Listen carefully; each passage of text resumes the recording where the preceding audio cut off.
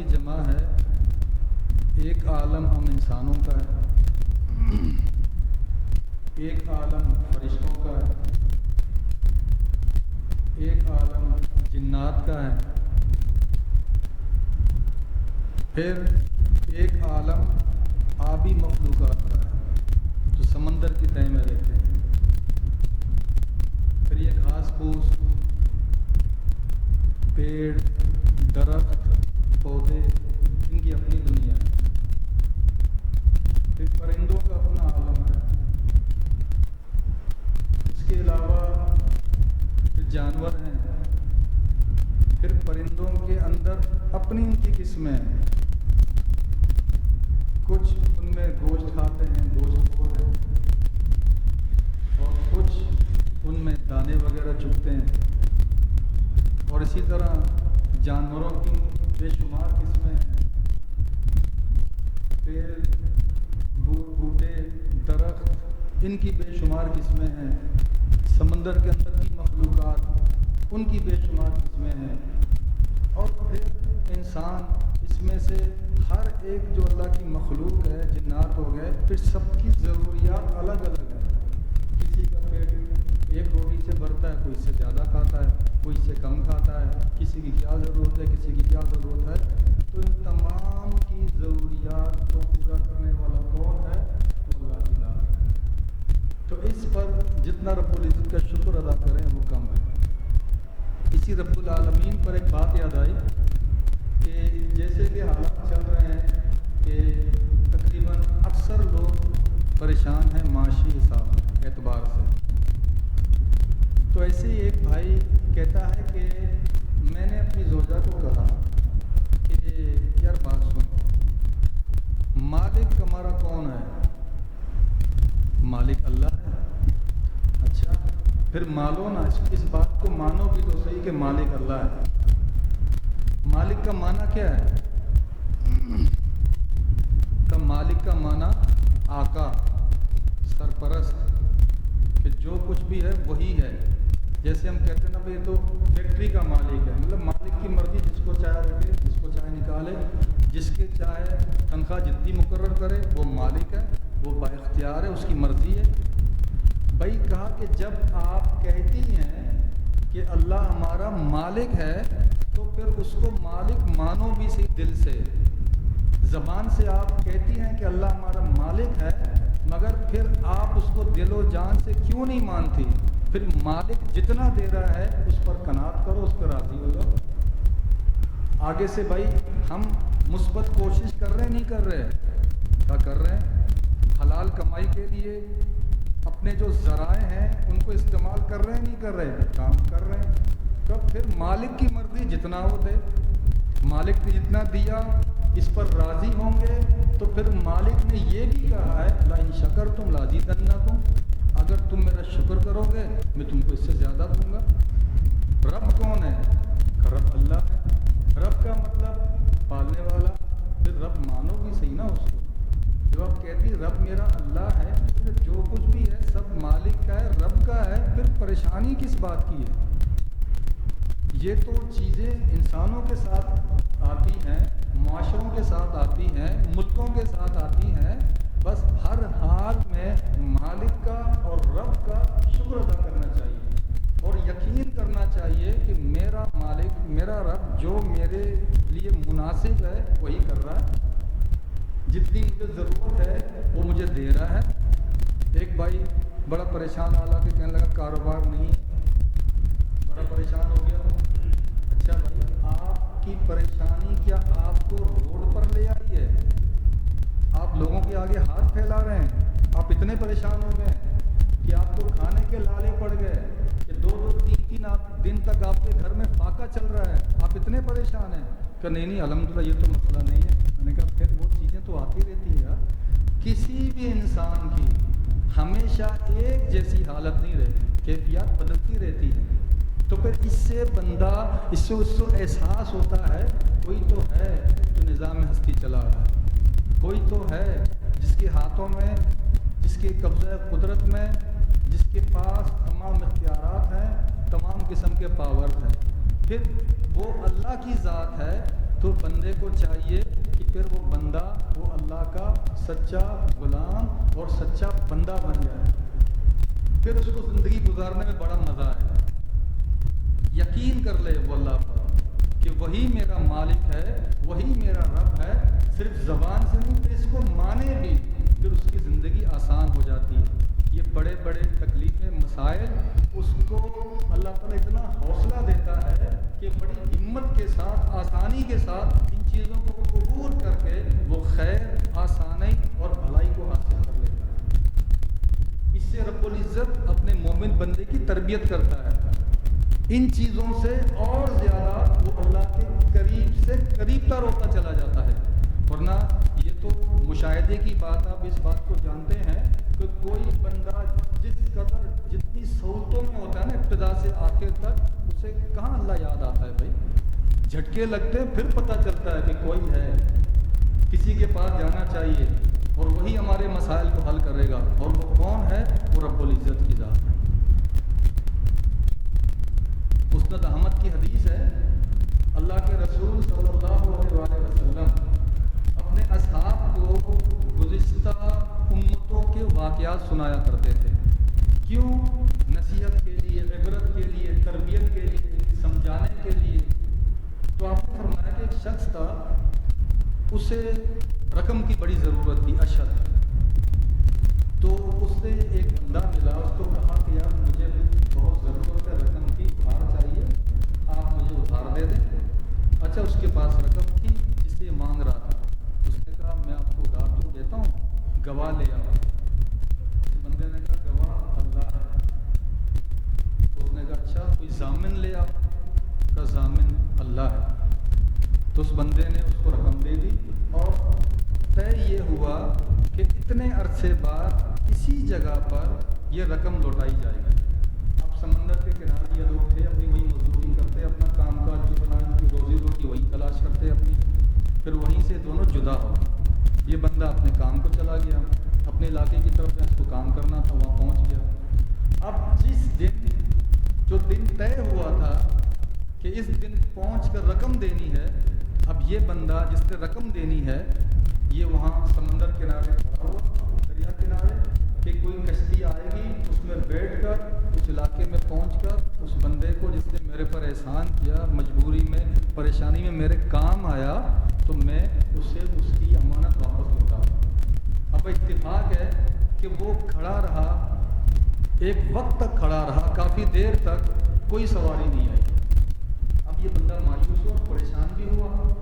اب اس نے کیا کیا؟ اللہ کے نبی فرماتے صلی اللہ علیہ وسلم کہ اس نے ایک لکڑی کا تختہ لیا، اس کو چیرا، اس کے اندر وہ رقم حفاظت کے ساتھ ڈال دی، ایک پرچی بھی لکھی اس نے اس بندے کے نام، اور اللہ پر توکل کر کے یہ تختہ اس نے پانی میں چھوڑ دیا، اور پھر اللہ سے دعا کی کہ یا اللہ تو جانتا تھا مجھے ضرورت تھی، وہ بندہ میرے کام آیا۔ جب اس نے مجھے کہا کہ گواہی لے آؤ، میں نے کہا گواہی اللہ کی ہے۔ وہ خوش ہوا اس بات پر، آپ کا نام سن کے وہ خوش ہوا۔ اس نے کہا ضامن لے آؤ، میں نے کہا ضامن اللہ ہے۔ کہا اس بات پر بھی وہ خوش ہوا، تو لہٰذا آپ نے میری لاج رکھنی ہے اور اس کی یہ امانت اس بندے تک پہنچانی ہے۔ اچھا، وہ بندہ وہ بھی وعدے کے مطابق اس دن پہنچ گیا تھا وہاں پر، وہ بھی کھڑا رہا، اس نے دیکھا کہ کوئی سواری بھی نہیں ہے، بندہ بھی نہیں پہنچا، اور اتفاق کی بات ہے کہ اس کا بھی کوئی کام نہیں لگا تھا، وہ اور زیادہ پریشان تھا۔ آخر میں تھک ہار کر جب وہ جانے لگا مایوس ہو کے، اس نے پانی میں تختہ دیکھ لیا، اور اس نے یہ سوچ کر تختہ اٹھایا کہ خالی جانے سے بہتر ہے تختہ لے جاتا ہوں، خوش کروں گا، گھر میں کسی کام آ جائے گا میرے۔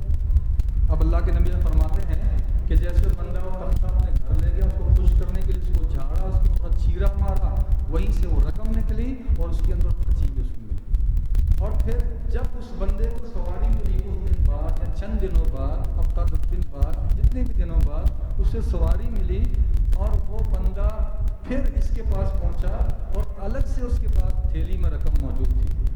وہ رقم اس نے اس کو لوٹائی اور اس سے معذرت خواہی کی، اس سے معافی بھی مانگی کہ حالات ایسے تھے، میں کھڑا رہا مگر سواری کوئی بھی مجھے نہیں ملی۔ یعنی ان کی آپ ایمانداری دیکھیں، ان کی آپ امانتداری دیکھیں۔ چلے پھر میں نے چلو میں لیٹ ہو گیا، آپ میری معذرت قبول کریں، یہ آپ اپنی رقم لے لیں۔ اس بندے نے سامنے والے نے کیا کہا کہ یار کیا آپ نے وہ رقم بھیج دی تھی اس میں؟ کیا میں آپ اس بات کو چھوڑیں، آپ یہ رقم لے لیں، میں آپ کو آپ کی رقم دے رہا ہوں نا۔ کہا بھائی یہ آپ کی رقم ہے، اسے اپنے پاس رکھیں، جو میری رقم تھی وہ اللہ نے مجھے پہنچا دی۔ تو ایسے لوگ جب اللہ پر توکل کرتے ہیں، رب العزت پر بھروسہ کرتے ہیں، رب العزت پر اعتماد رکھتے ہیں، تو اللہ تعالیٰ انہیں عزتیں دیتا ہے، اللہ تعالیٰ انہیں بے یار و مددگار نہیں چھوڑتا۔ وقتی آزمائش آتی ہے، پریشانی آتی ہے، مگر جب ڈٹ جاتے ہیں، جم جاتے ہیں، تو اللہ تعالیٰ ان کے لیے آسانیاں پیدا کرتا ہے۔ جب مسلمانوں نے جنگ بدر لڑی، جنگ بدر کے بعد جو مسلمانوں کی تعداد روز بروز بڑھتی گئی، وہ پورے عرب کے اندر مضبوط سے مضبوط تر ہوتے چلے گئے۔ کفار نے دیکھا کہ یہ پھیل رہے ہیں، انہوں نے پھر اور سازشیں کی، مقابلے کے لیے جنگ احد لڑی اور چھوٹی موٹی جنگیں لڑی، پھر آخر میں 10,000 کا لشکر لے کر آیا ایک بھرپور حملہ کرنے کے لیے جنگ خندق کی صورت میں، کہ اب کہ ان کو مکمل ہم ختم کر دیں گے۔ 1 مہینے تک سر پیٹتے رہے مگر کچھ حاصل نہیں ہوا، بالآخر وہ یعنی شکست خوردہ ہو کر وہ وہاں سے چلے گئے۔ اب انہوں نے سوچا کہ یار یہ ہم سے آگے کیسے بڑھ رہے ہیں، یہ آگے کیوں بڑھ رہے ہیں؟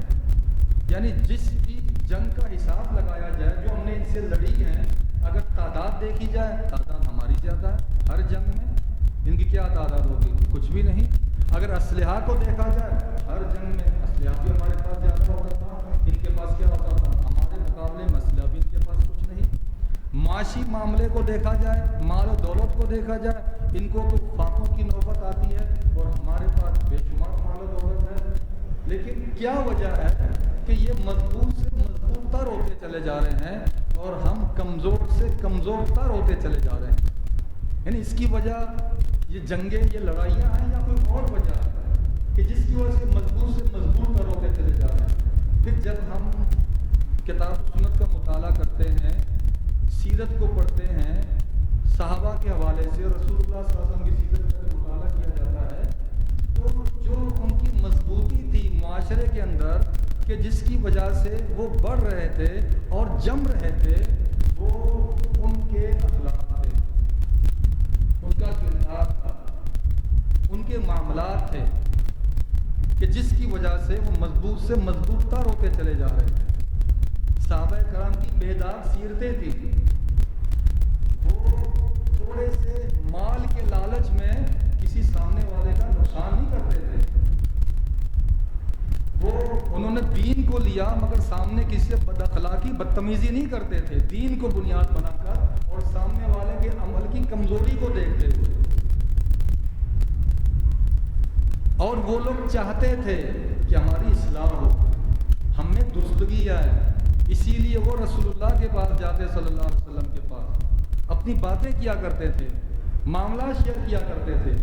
لیکن میرا ذہن ایسے بنا ہے کہ یار میں نے تو کہیں جانا ہی نہیں ہے، کسی کے آگے دو زانوں پہ میں نے بیٹھنا ہی نہیں ہے، کوئی چیز میں نے کوئی ڈسکس ہی نہیں کرنی۔ کیوں کہ میرا دماغ ایسے بنا ہو کہ بس میں اب سب کچھ سیکھ گیا ہوں، سب کچھ سمجھ گیا ہوں، اب میں نے دوسروں کو سکھانے اور سمجھانا ہے۔ ٹھیک ہے بھائی، اچھی بات ہے، سکھائیں سمجھائیں، مگر اپنا رویہ اچھا کریں، اپنا مزاج اچھا کریں، اپنا کردار اچھا کریں۔ اصل دعوت تو یہ ہوتی ہے یار۔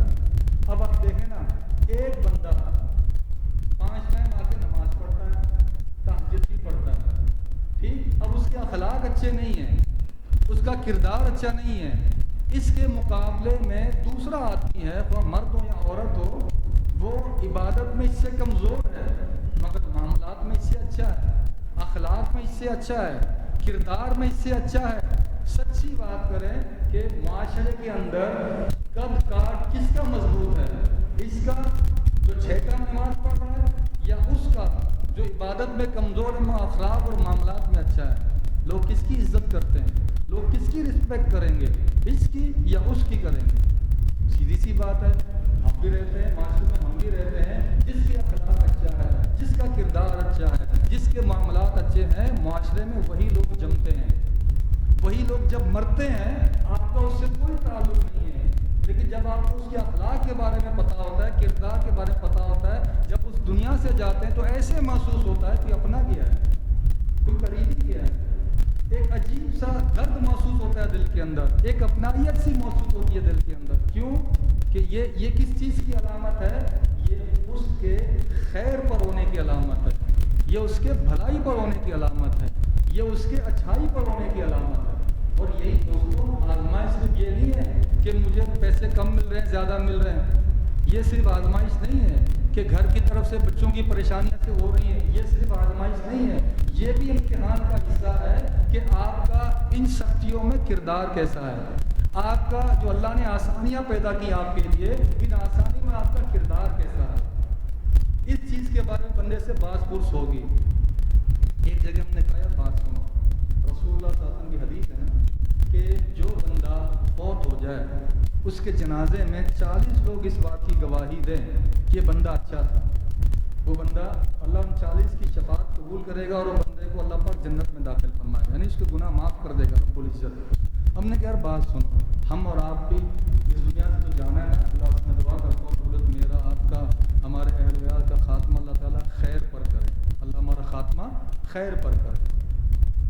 تو جب آپ اس دنیا سے چلے جاؤ گے، فوت ہو جاؤ گے، تو میں نے کہا میں بھی شامل ہوں اس میں. ہم یہ بات سوچیں، کبھی کبھی نا کوئی ہم سے سوال کرتا ہے تو ہم کہتے ہیں یار بات سنو، کبھی نا اس سے بھی پوچھا کرو، یہ اشارہ کرتے ہیں اس کے دل کی طرف، ضمیر صاحب، یہ ضمیر صاحب سے بھی کبھی بھی پوچھا کرو، آپ کو صحیح فتوا دے گا، صحیح باتیں بتائے گا یار، اس سے بھی کبھی پوچھا کرو. تو یہاں بھی اس سے پوچھوں کہ یار میں اس دنیا سے چلا جاؤں، کیا 40 آدمی اس بات کی گواہی دیں گے میرے بارے میں دل سے؟ ایسے تو ہم ہزاروں کھڑا کر دیں گے، سینکڑوں کھڑے کر دیں گے، بہت سارے کھڑے کر دیں گے، لیکن گواہی کہاں سے چلے گی؟ دل سے چلے گی. اگر میرا ضمیر یہ کہ ہاں آپ کا کردار ایسا ہے، آپ کے اخلاق ایسے ہیں، آپ کے معاملات ایسے ہیں کہ آپ کے بارے میں یہ لوگ ضرور گواہی دیں گے آپ اچھے ہیں، پھر تو ٹھیک ہے، بندہ اللہ کا شکر ادا کرے، استقامت کی دعا کرے رب العزت سے. اگر ضمیر یہ کہے، بندے کا دل یہ کہ نہیں آپ کے کردار ایسا نہیں ہے یار، آپ کے معاملات ایسے نہیں ہیں، آپ کا تو خلوت میں کچھ اور ہو، جلوت میں کچھ اور ہو، لوگوں کے سامنے کچھ اور ہو اور پیٹھ پیچھے کچھ اور ہو، آپ کے معاملات درست نہیں ہیں. اگر ضمیر بندے کا یہ کہتا ہے تو بندے کو ابھی بھی وقت ہے کہ اپنی اصلاح کرے، 2 آنسو بہا لے. اگر یہ نہیں، کم از کم اپنا چہرہ ہی ایسا بنا لے، وہ تو بڑا بخشنے والا ہے، وہ تو بڑا مہربان ہے. بڑے بڑے پاپی، بڑے بڑے گنہگار، بڑے بڑے سیاہکار جب اس کے بارگاہ میں آتے ہیں، دست دعا دراز کرتے ہیں، وہ ایک لمحہ بھی نہیں لگاتا ان کو بخشنے میں، ان کے گناہوں کو معاف کرنے میں، ختم کرنے میں لمحہ بھی نہیں لگاتا. امی عائشہ فرماتی رضی اللہ تعالیٰ عنہا کہ میں نے اللہ کے رسول صلی اللہ علیہ وسلم سے سنا کہ آپ فرما رہے تھے کہ ابلیس نے رب العزت کے سامنے کہا وعزت کا یا ربی، اے اللہ تیری عزت کی قسم ہے کہ جب تک ان کے جانوں میں جان ہے، ان کے جسموں میں روح ہے، اس وقت تک میں ان کو نہیں چھوڑوں گا. یعنی اپنے مکر و فریب کے دورے ان پر ڈالتا رہوں گا. وہ کیا کرتا ہے؟ وہ سامنے نہیں آتا، سامنے آئے دشمن تو بندہ اسے لڑے بھی، اسے مارے بھی صحیح، کچھ کرے بھی صحیح، وہ سامنے نہیں آتا. اس کا کام ہے وسوسہ پیدا کرنا، بدگمانی پیدا کرنا، برائیاں پیدا کرنا، مخالفت پیدا کرنا ایک دوسرے کے بارے میں، یہ چیزیں اس کے کام ہیں. اب کیا ہے کہ جب تک یہ زندہ ہے اس وقت تک میں ان کو نہیں چھوڑوں گا. ابلیس نے اللہ کے سامنے قسم کی عزت کا یا ربی، تو رب العزت نے رحمان رحیم نے ابلیس کو جواب دیا وعزتی وجلالی وارتفاع مکانی لا ازال اغفر لهم ما استغفرونی.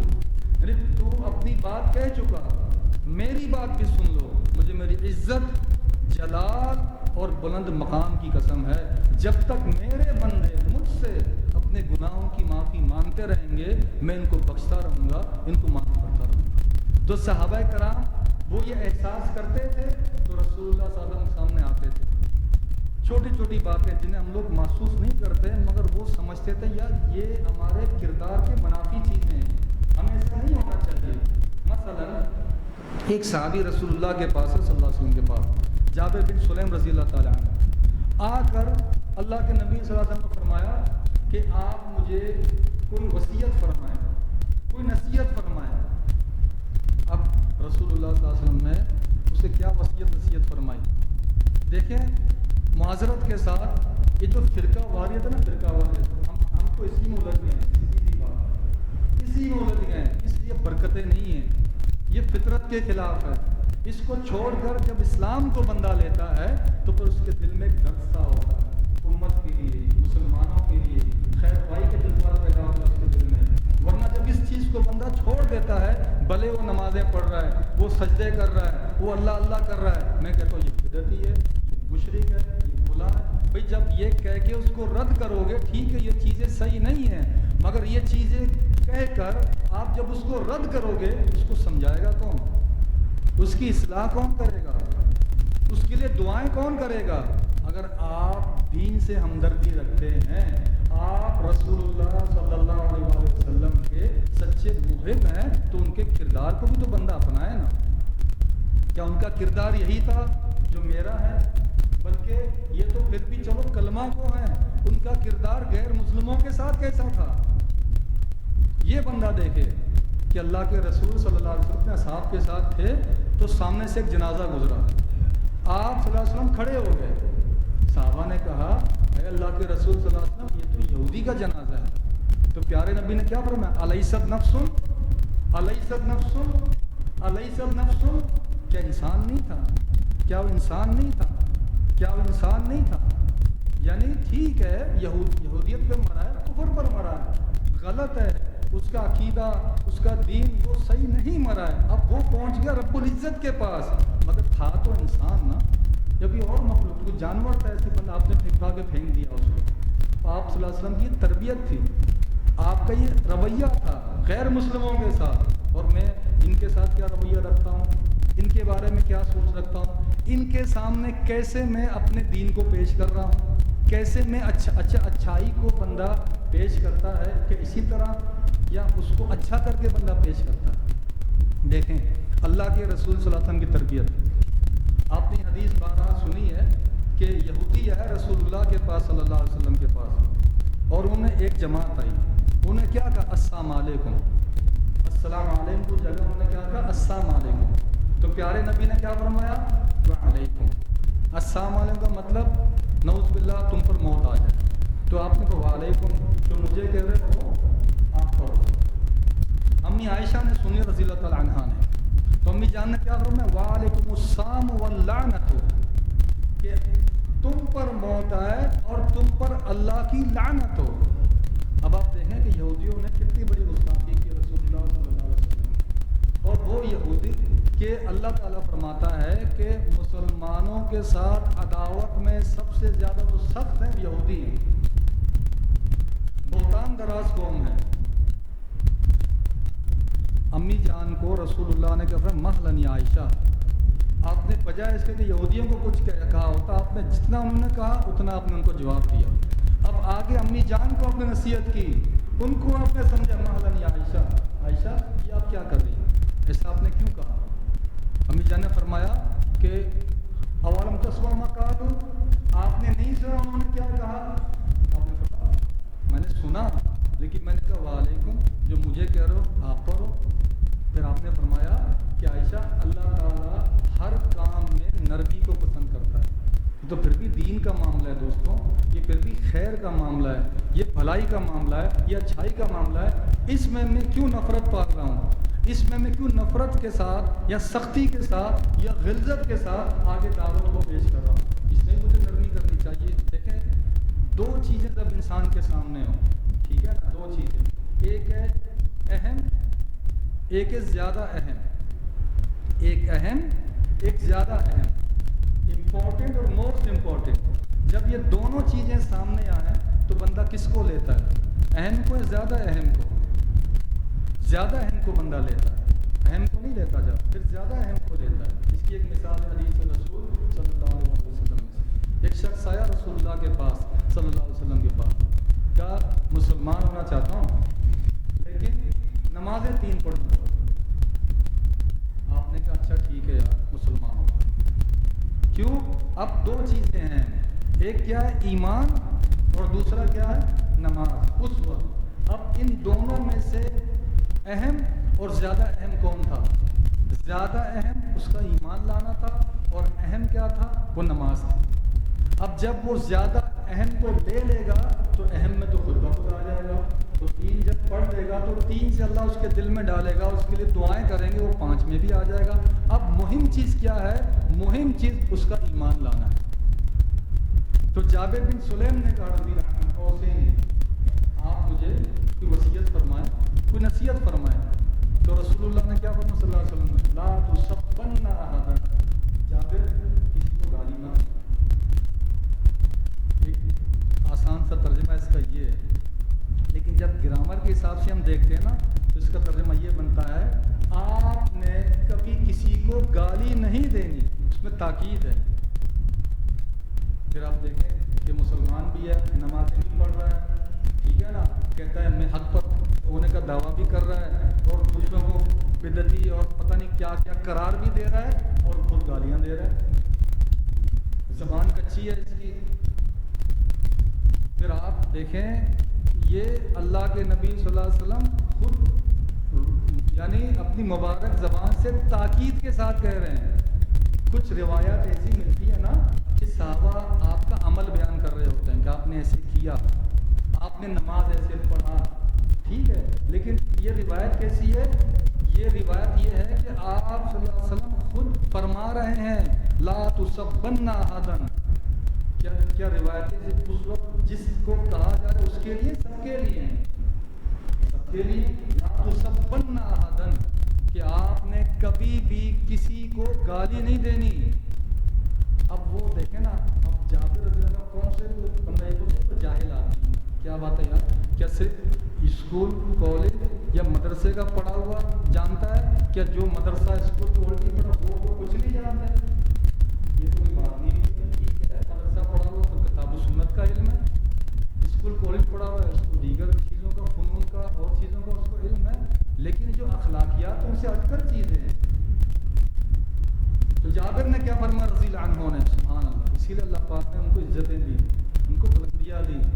جابر فرماتا رضی اللہ عنہ کہ فما سبقت بعدہ ولا عبدا ولا بعیرا ولا شاتا, کہ جب رسول اللہ نے مجھے یہ بات فرمائی, مجھے نصیحت فرمائی, کہا کہ اس کے بعد میں نے نہ کسی غلام کو آزاد کو گالی دی, نہ کسی غلام کو گالی دی, نہ کسی اونٹ کو گالی دی, نہ کسی بکری کو گالی دی. کیا مطلب اس کا کہ یعنی انسان خدا اس کے بعد میں نے کسی جانور کو بھی گالی نہیں دی جب سے رسول اللہ صلی اللہ علیہ وسلم نے مجھے یہ فرمایا. اللہ کے نبی نے فرمایا اکمل المؤمنین ایمانا احسنهم اخلاقا, کہ مومنوں میں اکمل یعنی مکمل اس کا ایمان ہے جس کے اخلاق اچھے ہیں. اخلاق کیا ہے؟ اخلاق صرف میٹھی گفتگو نہیں ہے, میٹھے بول نہیں ہے. اخلاق انسان کا اچھا رویہ ہوتا ہے, اخلاق انسان کے اچھا کردار ہوتا ہے, اس کے معاملات اچھے ہوں.